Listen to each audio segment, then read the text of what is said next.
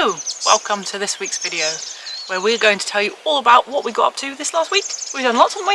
We have done lots. You've been a busy boy. I have been a busy boy. What have you been up to? I built a potting table out of spare pallets. I love that. It's so handy. So useful. I think I said it's my second favourite build on the whole land. That's how useful it is. And what was your first favourite? The shade house, because it keeps the rain off. Yeah, and not the cold frame.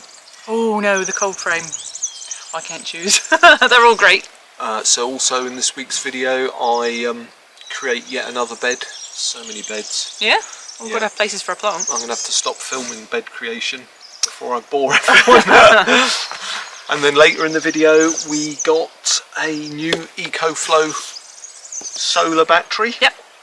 Which we unbox later, so that's exciting. I can't wait to see it. It's really cool looking. Prezzies in the middle of March. I know. Lovely. It's like Christmas. Off-grid Christmas can be any time of the year. And lots more planting. Yeah. It's not going to be all gardening on our channel from now on, but at the moment, spring is just springing, and it's a bit urgent. Everything is plants and beds and getting it in the ground. Absolutely. And then towards the end of the video, I sit down on my own on the bench and I'll share some of my frustrations about living off-grid. So enjoy tonight's episode. Thanks for all your likes and your comments and your coffees. We've been inundated with that and we really totally feel the love, so thank you very much for that. We really appreciate it. Enjoy the vid.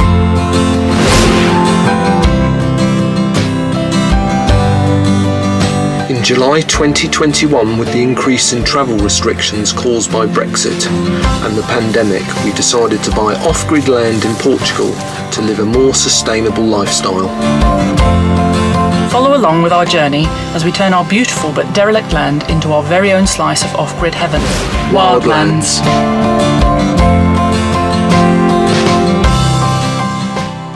Morning. Not so wet but damp day at the Wildlands. We've had a lot of rain. I think it's going to pee down again later. So I was about to do some potting on, and I don't know if you know, but Missy and I both have iffy backs. The worst bit is not so much lifting heavy items, but it's stooping down. So at the moment we've been doing seeds and potting basically on the floor, sitting on the edge of the pallets where the greenhouse is going to be. So I've decided to knock up a quick potting bench to avoid that. It's very straightforward. To start with, I've got 3 pallets, just balanced one on top of the other.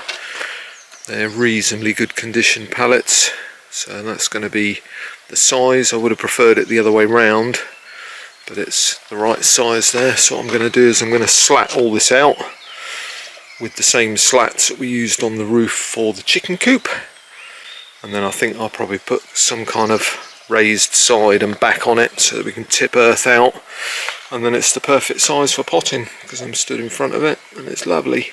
So I'm going to knock that up quickly and I'll film me progress. So that's the top on.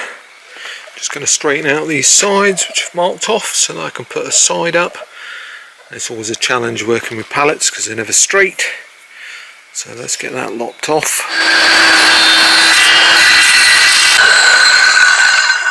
Sides are on. Tidy up this at the end, cut along here with the bandsaw. So just the back to go on now, and the sun's out, so I might be able to do some potting in a minute. So there we go, finished. It took about 2 hours. Just need to varnish at a later date. And the wood's all dried. I'm pretty pleased with that. Not a bad potting table. Plenty of space. No more broken back. Utilise spare wood on the land. It's not the most beautiful, but does the job. I quite like it. It's all varnished. Might as well put that to bed. Time for lunch. And it's hot dogs for lunch. Nice. Smells good, doesn't it, one? Oh yeah, I like the hot dogs. I'm not a very hot dog, I'm quite a chilli dog. Nom nom nom nom. Good? Mm-hmm.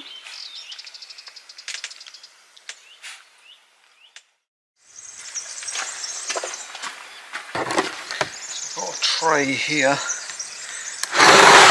which if you see the 3 biggest plants, they're loofahs.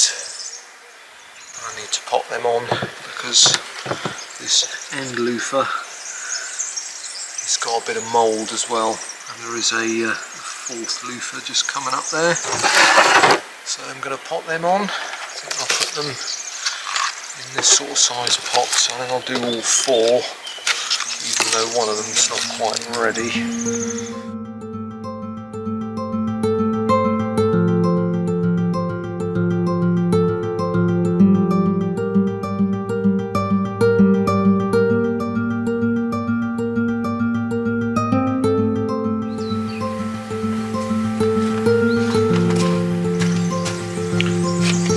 Here, the ones on my left, the taller ones are giant sunflowers, and all the others are violas and a few tomatoes. So I'm going to repot some of those sunflowers. I'm also going to do a test. I'm going to put one or two outside and see if they survive. There's quite a lot there. 2, 4, 6, 8.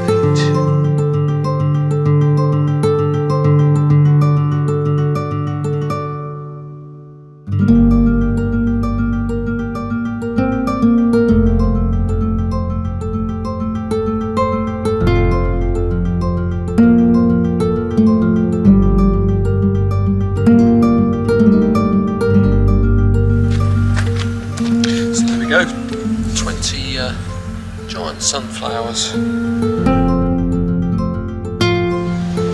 So I'm just going to put these over by the fence there. So there we go, 2 out for a test, see how they get on in the cold and the wind, but they have been hardened off quite a bit because it has been quite cold in the cold frame. Obviously not quite as cold as outside. I'm sure they'll be fine, just depends if we get an unexpected frost. So that's a loofah, and there's the sunflowers. The sunflowers about 6 to 8 inches, a little bit spindly, but that'd be great. So next job is I've made some stakes, which you can see, like vampire stakes, and I'm going to bash them in and then screw here just to stop my borders coming away. And then on this side where you see it raises up, I'm going to chainsaw it.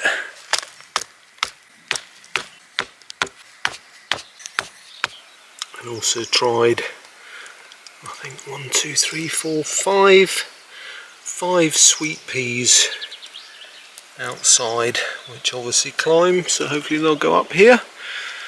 All assuming we don't get any more frosts.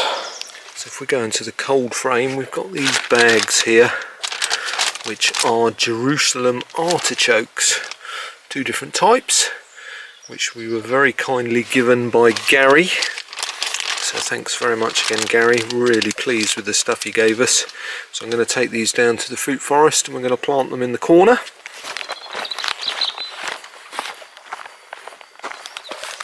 So that's going to be their new home, just right in the corner of the beginning of the fruit forest. So let's have a look and see what we got in the bags. We've got some good old roots going on there. So look at the nodules. So we need to try and separate these.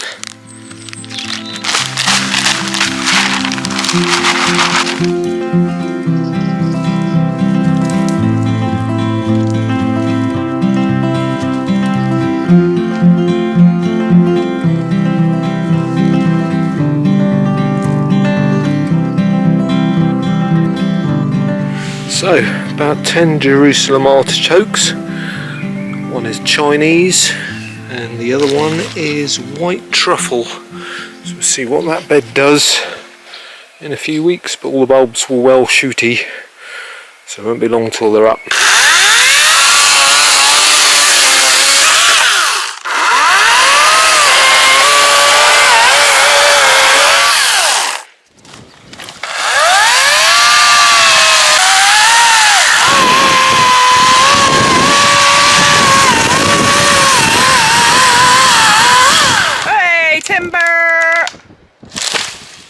Womp. That can be me border. What did you not do, husband? Oh, I didn't put me flat down. There we go.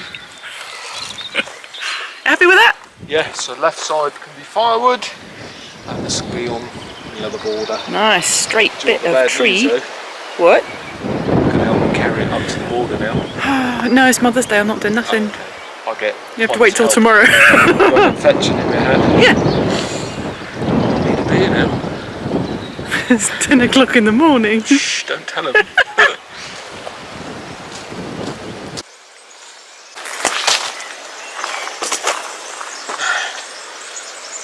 Perfect.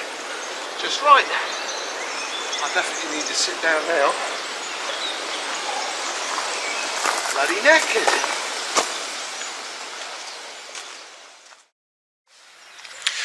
Morning and welcome back to the Wildlands. And in today's video I want to talk a bit about some of the problems that we have living off grid and how that affects us on a daily basis. So I want to talk about a few things very briefly. The first thing is money, and living off grid can be expensive. As a lifestyle, in the long run it's a lot cheaper to living in a house. The obvious things are we've got no electric bill, no gas bill and so on, no water rates, but we do have a lot of issues, if that's the right word, to overcome.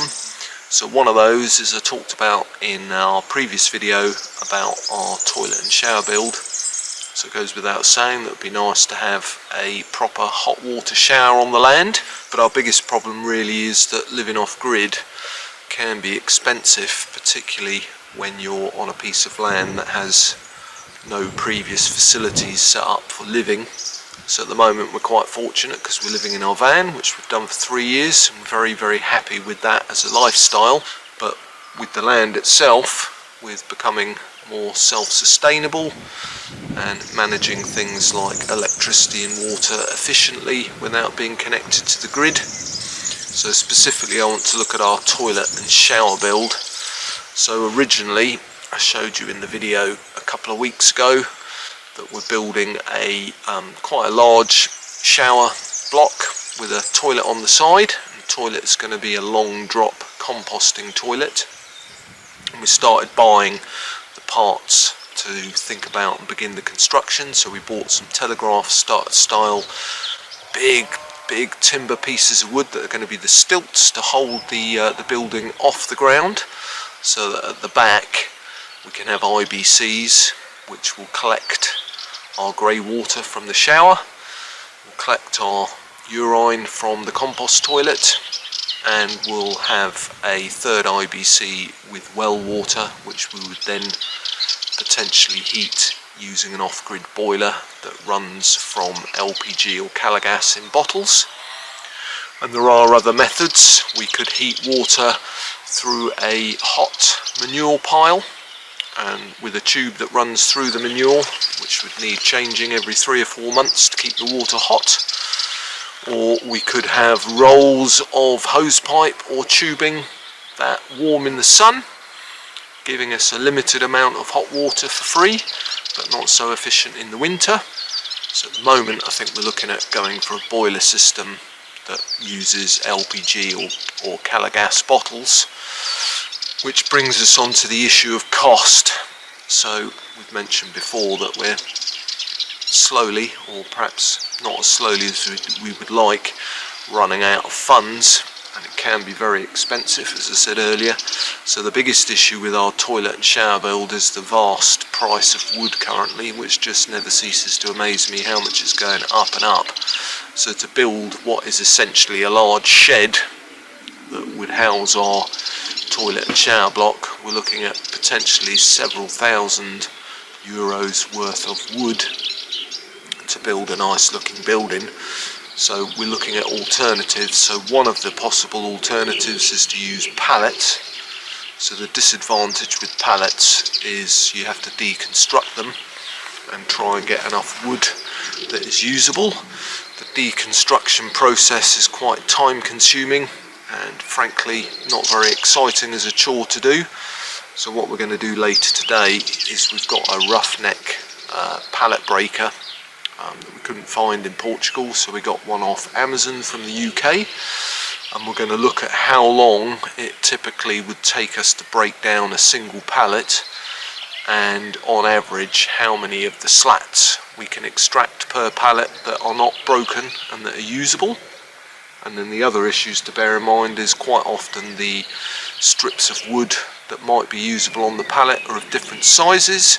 They've got lots of nails in, so I'm going to work out how many usable pallets it takes to do 1 square metre of walling on our toilet and shower block, and then use potentially the pallet slats for all of the walls and all of the floor,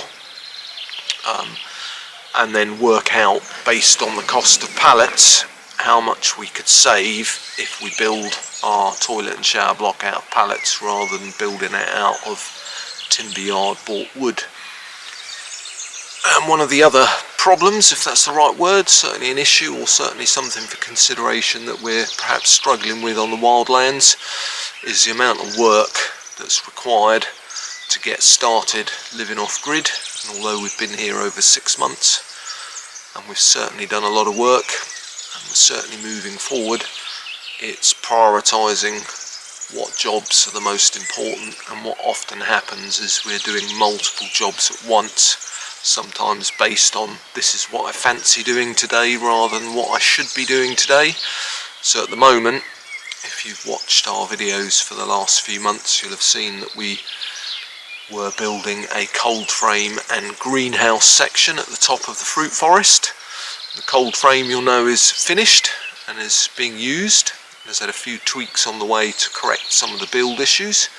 And the greenhouse, we have all the wood and all of the polycarbonate to build, but we decided that as we don't need to use the greenhouse at the moment, and we won't need to use it until the winter or until autumn, that we would shelve that. However, that was also a little bit of a bum choice, because now that we've got a full cold frame, we've run out of space. We could have done with the extra space in the greenhouse, and more importantly, we've had quite a lot of rain in the last month, so when you need to do cold frame and gardening related jobs like potting on, you either don't do them or you get very wet doing them, and we could have been doing those inside the greenhouse on rainy days. So the greenhouse is still on hold, and then I've got various borders that I've started or finished, and lots of work still to do there. We've got general landscaping that we've started and not finished. So I think the honest answer is we're spread quite thin, and we've really had to sort of prioritise growing of food, because the quicker we can get that done and effectively working, the less money we have to spend when we go out shopping. And being vegans and vegetarians, the majority of our food bill is spent on plant-based, so on vegetables, so most of which we can grow ourselves. So we've really been prioritising that, which is a good thing. But now that in itself has brought us problems, because as I mentioned a minute ago, the cold frame is virtually full. We've got lots of plants that need potting on, and that in itself takes an inordinate amount of time. Plus, as we're off grid and we've never lived off grid before, and we're getting used to that as a lifestyle and how it affects our day-to-day hours in the day and what we have to achieve. You've also got to grapple with things like the weather. We're obviously from the UK, and as gardeners in the UK, we had a reasonable idea of when it may be warmer, when the frosts would end, when you should plant some things out and other things are ready for harvesting and so on. So in Portugal, you might perhaps imagine that it would be easier growing here, but we're not used to the climate. So what we've had and what we expect is the winters here are, you might have many days like today in the winter, but very frosty at night, similar to the UK. And then as we get nearer to the summer, the heat gets more and more excessive. So I think here we've got two extremes. We've got very cold winters, certainly from a frost perspective, growing plants, and then very hot summers and drought weather where there's no rainfall for many months. Hence why we've also prioritised the management of water, collecting rainwater from our IBCs by the shade house and sorting out our pump, which was another priority, so that we made sure where possible that we can get as much water up the top of the land as we need. So I think the point of my waffle is we feel a bit overstretched, too many jobs to do. Which ones do we prioritise? So I think we're going down the right route with prioritising the growing, which will continue to do so. Also grappling with things like solar power, as we currently only have the solar power which we have in our van, which whilst that is very effective from the van point of view, when we built that we hadn't lived in a van before, and we perhaps now would have built it differently. So just as a quick summary, we've got a 500 watt inverter in our van. For those of you that are not familiar with solar, what the inverter does is it's basically a box that if you plug it into the mains will send your electricity to your batteries to store it, or it can take the solar power from your solar panels and again send the electricity that your solar panels are making and store it in your batteries. So you have a limited or finite amount of electricity that you can store, and then a limited or possibly finite amount of electricity that you can get, particularly on days where it's raining, overcast, or the sun isn't out. So we've got a very small solar system which is fine and ample for van life, but it's not adequate for living off grid. So again, in the near future we need to be looking at an off-grid solar setup that's big enough to power the things that we require, particularly freezers for storing our excess food that we grow on the land, but also perhaps so that we can have a washing machine, so that we can do our own laundry on the land rather than wasting money going to a laundrette, which is time consuming and also very expensive. So also in today's video, and a bit of good news, we're trying out a new EcoFlow portable battery system, which I'm very excited about. So we're going to unbox that shortly and show you what that's all about. So that's very exciting. So here I've got 6 eating grapes, which it's a bit late planting them out, should have been mid-March, but I think they'll be fine. The roots look healthy, so I'm going to soak them in water, and then I think, I've not checked with Missy, but I think I'm going to plant them along the back here in between this bed and Martin's garden. So I think that'll be perfect in a nice long row at the back, and then they're near the van. And these are big seeded eating grapes. We've got 3 types, a red, a white and a strawberry pink, so that's exciting.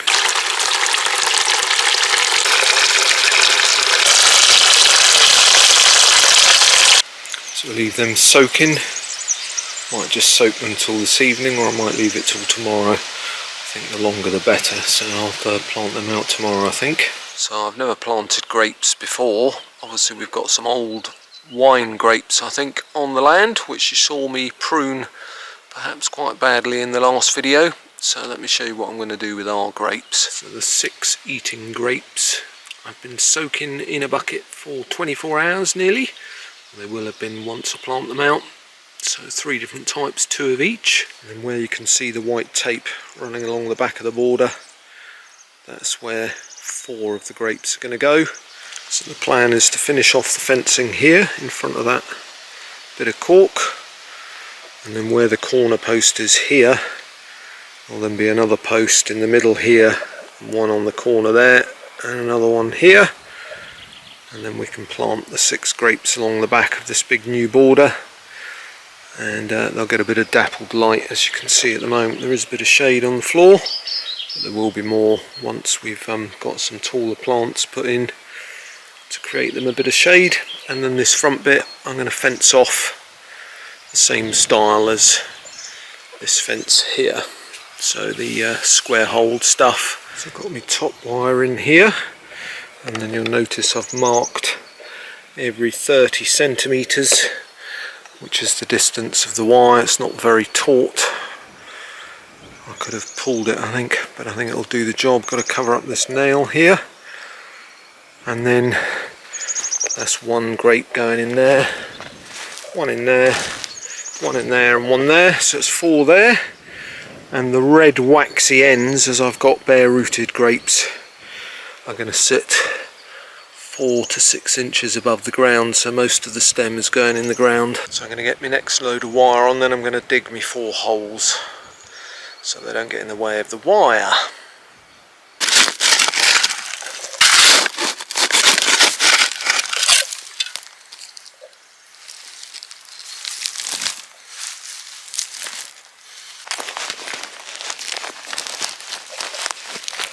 So this is where it's been grafted, and you want 4 to 6 inches from the bottom of the graft to here. So that's about 6 there, but I've got a bit more, so I'm going to fill this up to here.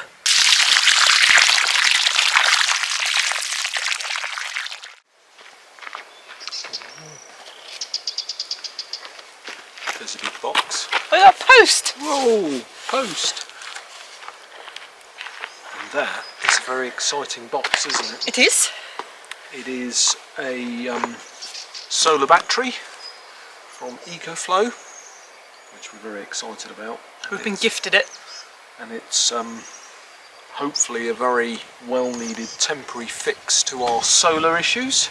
Yes, having no solar on the land and just one panel on the van. Yep. It's a bit tricky. So it's very, very exciting. Come on, let's get it open. Let's get it open. You've got your off-grid knife. I've got my off-grid knife, yeah. I have an off-grid knife, but I never have it on me. It's in the van.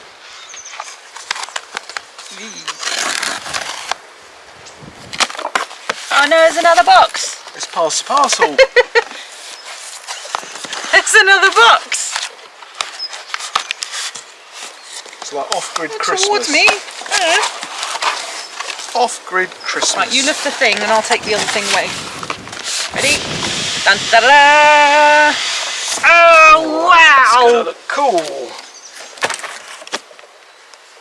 Ooh, it looks swanky, doesn't it? It does look smart. Oh, more tape. Stickers.